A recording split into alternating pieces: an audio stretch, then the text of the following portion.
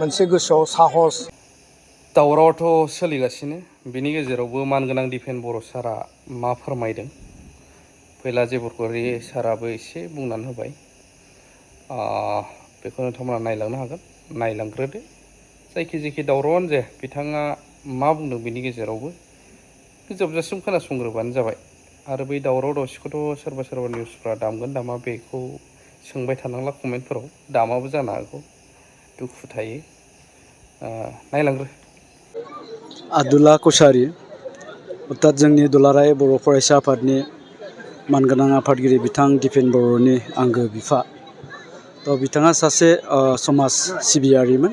समाज सिबियारि आदुला कसारी आंनि जोनोमगिरि बिफा बिथांनि मुङै जि बर' बाजार दख'रा एबसु गरायबारि जुबक संघ आरो दावबगामि जुबक संघआ जथायै बिथांमोना बानजाय आफाद दानानै थांनाय 16 अक्ट'बरनिफ्राय जि खेला जादोंमोन दिनै जोबथा एबा फाइनाल गेम आरो बे फाइनाल गेमा दा सोलिगासिनो दङ।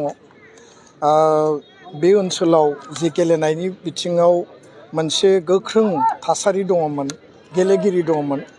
थांनाय गोलाव समाव बियो स्तब्ध जानानै दङमोन आरो दिनै बेयाव टुर्नामेन्ट मोनसे खुंनाय लोगो लोगो आदुला कसारी बिथांनि मुङाव दिनै बयबो क्लाबफोरा गेलेगिरिफ्रा मोनसे गोसोआव साहस आरो मोनसे एनकारेजमेन्ट मोनदों।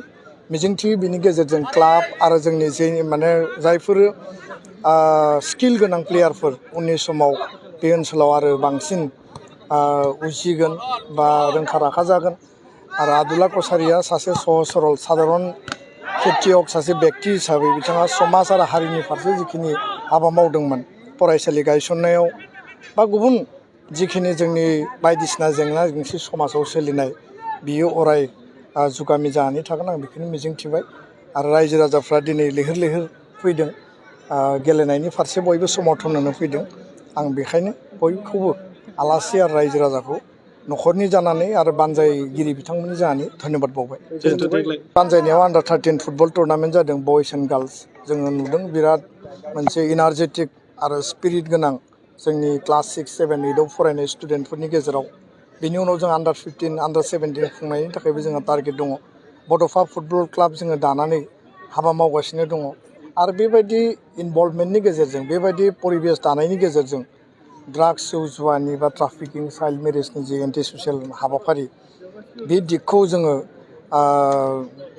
फोजोबस्रांनो हागोन बा गैया खालामनो हागोन आरो जोंनि लाइमोनफोरखौ पजिटिभ दिगथिं जोङो लाबोनो हागोन होननानै जोंहा फोथायनाय दङ आरो बेखायनो रायजो राजा गारजेन बयबो बे बिथिङाव नोजोर होनांगोन। जों आफाद हिसाबै हारसिङै मावनो हानाय नङा, बेयाव बयनिबो बिबान दङ आरो बयबो गोसो गोथारै हाबा मावोब्ला समाजखौ जोङो फोसाबनायाव बड'फानि आदर्शजों गेरेमसा माहारि दानायाव जों जाफुंसार महर मोनगोन। बेखौ लानानै दुलाराय बर' फरायसा आफाद, बर' थुनलाइ आफाद, गान्धी हिन्दुस्तान साहित्य सभा, हारिमु आफाद जथायै जों हाबा मावगासिनो।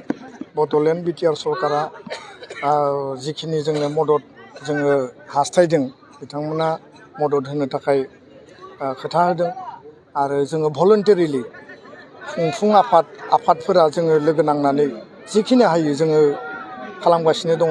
15 नभेम्बराव भारतनि गाहाय मन्त्रि प्रधान मन्त्रि नरेन्द्र मदि बिथाङा बाहागो लागोन आरो बावैसो जोंनियाव खौरां फैदों हम मिनिस्ट्रि अफिसनिफ्राय जे 16 अक्ट'बराव 16 नभेम्बर बर' थुनलाइ आफादनि गायसननाय सानखालि भारतनि नखर मन्त्रि अमित शाह बिथाङाबो फैनो होननानै जोंनो खोथा हरदों। बेयो खोब गोग्गाथाव आरो गोजोनथाव।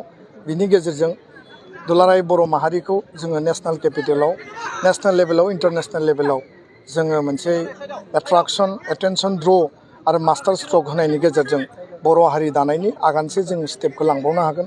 आद्रा थानाय बिटिआर रेकर्डनि जेंना जेंसि गासै जोंनि जे आइडेन्टिटि, जोंनि जे सेफगार्ड, जोंनि राजनितिक आरो संबिधानिक अधिकारनि फारसे जोंहा मावफुंनांगौ दङ। जोङो बेनि गेजेरजों आवगायलांनायाव थारैनो जाफुंसार महर मोनगोन आंहा फोथायनाय दं। गोजोन्थों। आङो दिनै बे बिसायख'थिनि मेटारखौ आं बुंनो सानथ'वाखै, खारन बे गेलेनायनि दिनै बोथोर। उननि समाव आङो बिनि सायाव गेबेङै आङो स्टेटमेन्ट होगोन। गोजोन्थों। কর্মী স্বর্গীয় আদুলা কছাৰী স্মৃতি ফুটবল প্ৰতিযোগিতাৰ প্ৰথম বছৰ এই শুভাৰম্ভ অনুষ্ঠানত মই অংশগ্ৰহণ কৰিছোঁ।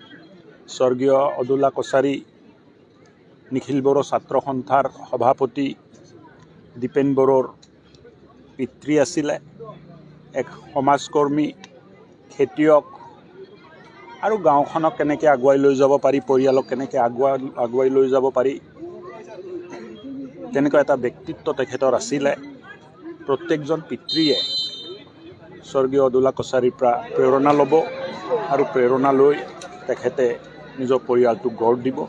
তেখেতৰ সুসন্তান দীপেন বড়ো ডাঙৰীয়া আজি নিখিল বড়ো ছাত্ৰ সন্থাৰ সভাপতি হৈ নিজৰ অৰিহণা জাতি, সমাজ আৰু ৰাজ্যৰ কাৰণে দি আছে।